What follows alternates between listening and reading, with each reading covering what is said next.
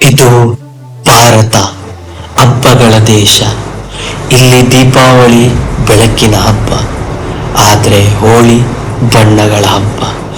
ಆದರೆ ಕೆಲವೊಮ್ಮೆ ಹಬ್ಬದ ಬಣ್ಣಗಳು ಆಗಿರೋದಿಲ್ಲ, ರಕ್ತದ ಬಣ್ಣವೇ ಕಥೆಯನ್ನ ಬರೆಯುತ್ತೆ. ದೆಹಲಿ ನಗರ ಹೋಳಿ ಹಬ್ಬದ ರಾತ್ರಿಯಾಗಿತ್ತು. ಎಲ್ಲೆಲ್ಲೂ ಸಂಭ್ರಮದಿಂದ ಕೂಡಿತ್ತು. ಆದರೆ ಆ ರಾತ್ರಿ ಯಾರಿಗೂ ಗೊತ್ತಿರಲಿಲ್ಲ. ಕೆಲವೇ ನಿಮಿಷಗಳಲ್ಲಿ ಆ ಸಂಭ್ರಮ ಎಲ್ಲ ಕ್ರೈಮ್ ಸೀನ್ ಆಗುತ್ತೆ ಅಂತ ಯಾರಿಗೂ ಸಹ ಗೊತ್ತಿರಲಿಲ್ಲ. ಸ್ಥಳ ದೆಹಲಿ ನಗರದ ಉತ್ತಮ್ ನಗರ್. ಹೋಳಿ ಸಂಭ್ರಮ ತುಂಬಾ ಜೋರಾಗಿ ನಡೀತಾ ಇತ್ತು. ಸಂಗೀತ, ನೃತ್ಯ, ಬಣ್ಣಗಳ ಆಟದಿಂದ ಎಲ್ಲವೂ ನಡೀತಾ ಇತ್ತು. ಆದ್ರೆ ಒಂದು ಸಣ್ಣ ವಿಚಾರ, ಬಣ್ಣದ ನೀರಿನ ವಿಚಾರಕ್ಕೆ ಸಣ್ಣ ಜಗಳ ಶುರು ಆಯಿತು. ಮೊದಲಿಗೆ ಅದು ಕೇವಲ ಮಜಾ ಅನಿಸಿತ್ತು. ಆದ್ರೆ ಕೆಲವೇ ಕ್ಷಣಗಳಲ್ಲಿ ಆ ಜಗಳ ಕೋಪವಾಗಿ ಬದಲಾಗಿತ್ತು. ಆ ಜಗಳದ ಮಧ್ಯೆ ಇದ್ದವನು 26 ವರ್ಷದ ಯುವಕ. ಕೆಲವರು ಸೇರಿ ಅವನ ಮೇಲೆ ದಾಳಿ ಮಾಡಿದ್ರು.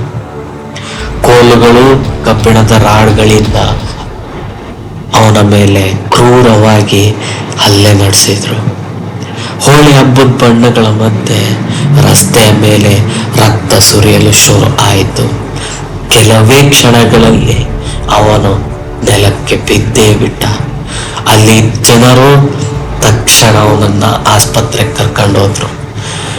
ಆದ್ರೆ ಆಸ್ಪತ್ರೆ ವೈದ್ಯರು ಹೇಳ್ತಾರೆ, ಈತನಿಗೆ ಚಿಕಿತ್ಸೆ ಕೊಡಕ್ಕಾಗೋದಿಲ್ಲ ಅಂತ.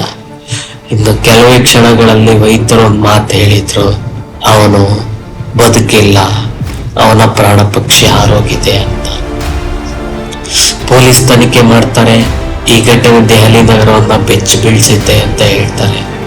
ಪೊಲೀಸರು ತಕ್ಷಣ ತನಿಖೆ ಆರಂಭ ಮಾಡಿಬಿಟ್ಟು ಸಾಕ್ಷಿಗಳನ್ನೆಲ್ಲ ಕಲೆಕ್ಟ್ ಮಾಡಿಬಿಟ್ಟು CCTV ದೃಶ್ಯಗಳನ್ನೆಲ್ಲ ಪರಿಶೀಲನೆ ಮಾಡ್ತಾರೆ. ಕೆಲವೇ ಗಂಟೆಗಳೊಳಗೆ 8 ಆರೋಪಿಗಳನ್ನು ಸಹ ಬಂಧನ ಮಾಡ್ತಾರೆ. ಅವ್ರ ವಿರುದ್ಧ ಕೊಲೆ ಪ್ರಕರಣ ಕೂಡ ದಾಖಲೆ ಮಾಡ್ತಾರೆ. ಆದ್ರೆ ಹಬ್ಬ ಜನರು ಸಂತೋಷ ಆಚರಿಸಕ್ಕೆ ಇರಬೇಕು. ಆದ್ರೆ ಆ ರಾತ್ರಿ ದೆಹಲಿ ರಸ್ತೆ ಮೇಲೆಲ್ಲ ಬಣ್ಣಗಳಾಗಿತ್ತು. ಅದು ರಕ್ತದ ಬಣ್ಣ. ಒಂದ್ ಸಣ್ಣ ಜಗಳ, ಒಂದ್ ಜೀವನ ಅಂತ್ಯ ಆಯಿತು.